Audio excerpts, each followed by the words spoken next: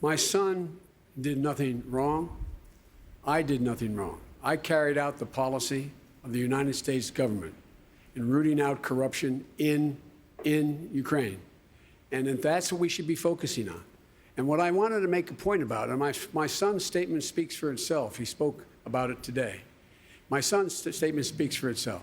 What I think is important is we focus on why it's so important to remove this man from office. Bernie's being honest here and saying how he's going to pay for this and that taxes are going to go up. And I'm sorry, Elizabeth, but you have not said that. And I think we owe it to the American people to tell them where we're going to send the invoice. So really what you're saying, Mayor Pete, is that you would continue to support having U.S. troops in Syria for an indefinite period of time to continue this regime change war that has caused so many refugees to flee Syria, that you would continue to have our country involved in a war that has undermined our national security. You would continue this policy of the U.S. actually providing arms and support to terrorist groups in Syria, like al-Qaeda, HTS, al-Nusra, and others, because they are the ones who have been the ground force in this regime change war. That's really what you're saying.